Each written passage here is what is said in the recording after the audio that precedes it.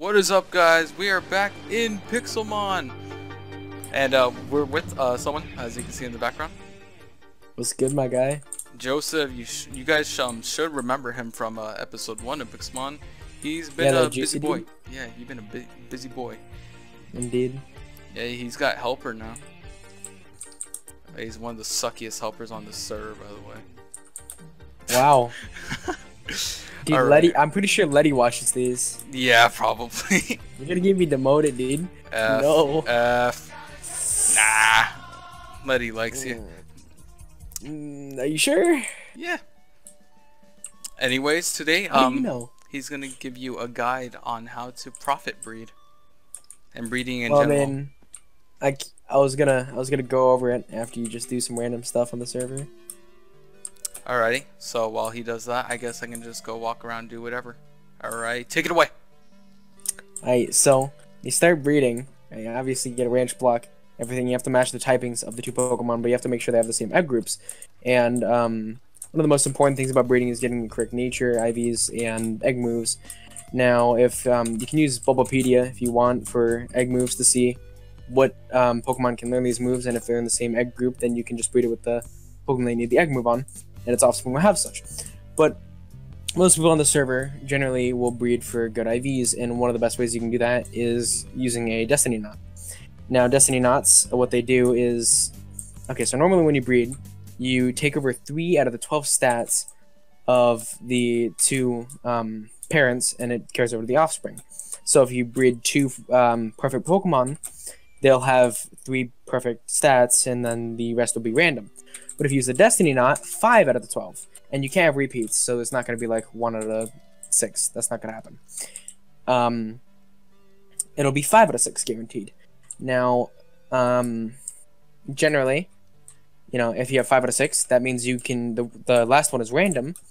So 1 out of every 31 eggs you breed are going to be a perfect IV Pokemon. But there is an easier way to go through it, and that's to get Battle Perfect. Which means you don't need the stat that, you know, you don't need. Say you're breeding Bagons, you don't need Special Attack because Salamence doesn't use Special Attack. So you would get a 5 out of 6, and you'd only need to breed through 6 eggs, statistically, to get a so-called perfect Bagon. And you know that's really neat and all. But then most people, what they do is they breed perfects and then they just sell them. But that's not really what you want to do. You want to get this thing called an Everstone. You want to put it on the other parent that isn't holding the Destiny Knot. Now you only want to put the Everstone on if it has the nature that you want. So say you're getting a Sylveon, you want to have it bold. Same for Espeon, or you want a timid Jolteon. Well, if you breed a timid Eevee with a random good IV Eevee, you put the Destiny Knot on the... by the way, Destiny Knot doesn't matter which one it's on. You put the Everstone on the, you know, Jolteon, and it'll carry over, and guaranteed 100% of the time will have timid. And the way... Okay, so after you learn all that and everything, what you want to do is you want to place in a breeder. It's 9x9 area, and you need to fill it 50% of it with one. Well, if you're breeding 2 Pokemon that only have 1 typing, and they're different typings, then you want to put half of it to be 1 typing and half of it to be the other. So say I'm breeding an Absol with a Meowth, right? Meowth is a normal type, so half of it needs to be Cake. And Absol is a dark type, so half of it has to be Heads. However, if you're breeding with more and more typings, it takes longer and longer because you have to attribute for more types. So if I'm breeding a Tyrant with a Charizard, I have to have... Tyrant may have 2 typings, but both of them are counted by Endstone, which is really nice.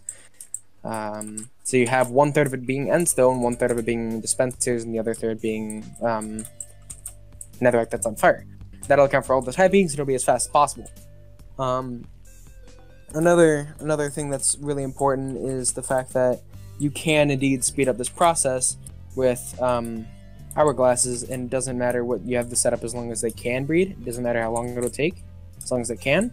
And using a golden hourglass will improve the breeding level by 1 on everything in the breeder.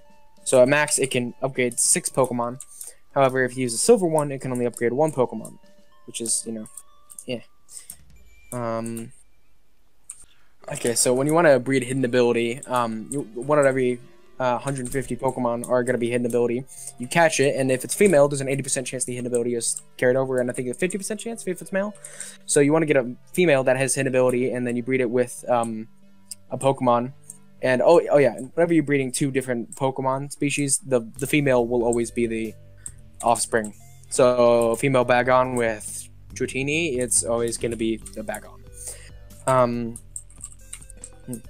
So whenever you breed hidden ability, and what hidden ability is different for all Pokemon.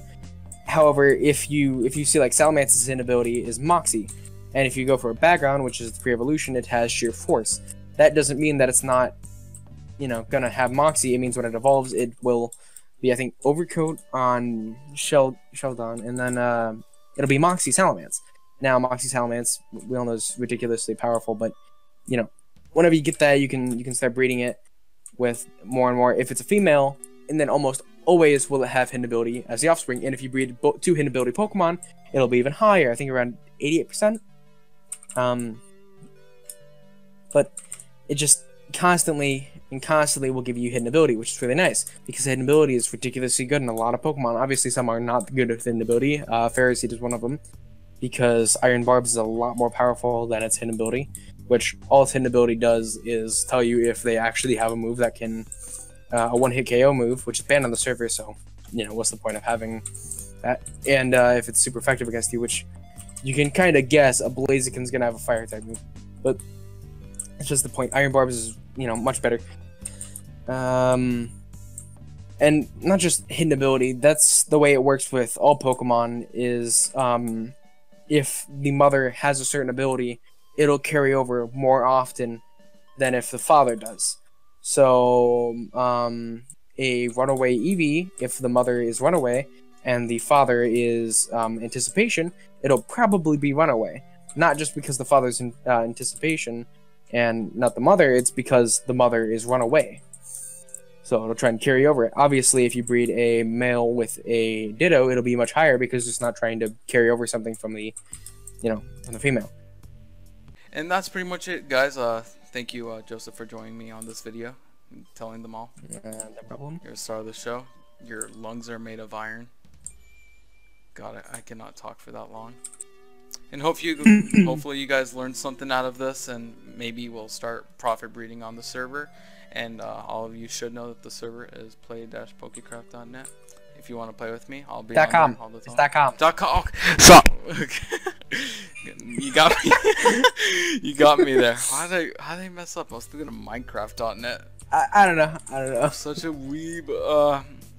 Alright, guys, this video should be coming out after episode 4, I think, of my video.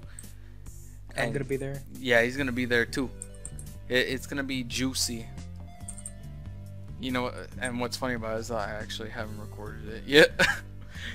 And I'm saying it's gonna be juicy or anything. But yeah, guys, that's pretty much it from me. I'll see you in the next video with Joseph too. Yep. Adios. Yep. Peace.